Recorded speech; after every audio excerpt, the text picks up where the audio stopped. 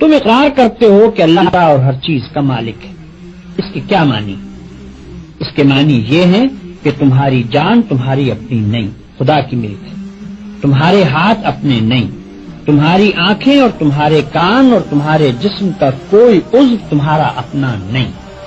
یہ زمینیں جن کو تم جوتتے ہو، یہ جانور جن سے تم خدمت لیتے ہو، یہ مال اسباب جن سے تم فائدہ اٹھاتے ہو، ان میں سے بھی کوئی چیز تمہاری نہیں.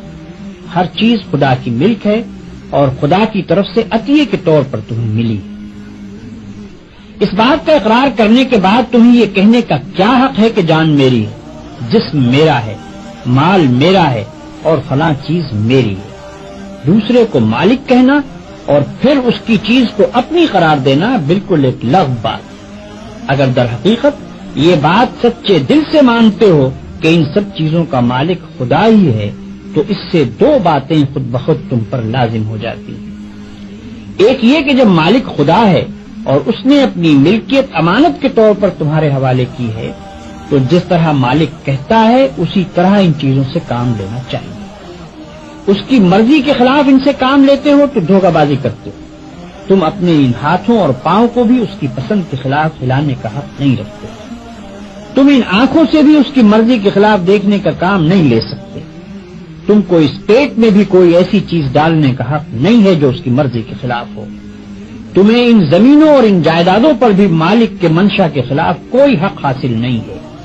تمہاری بیویاں جن کو تم اپنی کہتے ہو اور تمہاری اولاد جن کو تم اپنی کہتے ہو، یہ بھی صرف اس لیے تمہاری ہیں کہ تمہارے مالک کی دی ہوئی ہے. لہذا تم کو ان سے بھی اپنی خواہش کے مطابق نہیں بلکہ مالک کے حکم کے مطابق ہی برتاؤ کرنا چاہیے.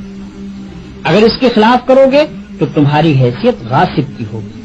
جس طرح دوسرے کی زمین پر قبضہ کرنے والے کو تم کہتے ہو کہ وہ بے ایمان ہے، اسی طرح اگر خدا کی دی ہوئی چیزوں کو تم اپنا سمجھ کر اپنی مرضی کے مطابق استعمال کرو گے یا خدا کے سوا کسی اور کی مرضی کے مطابق ان سے کام لو گے تو وہی بے ایمانی کا الزام تم پر بھی آئے گا.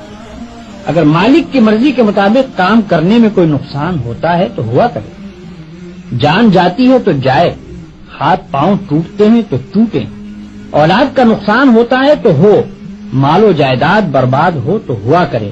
تمہیں کیوں غم ہو؟ جس کی چیز ہے وہی اگر نقصان پسند کرتا ہو تو اس کو حق ہے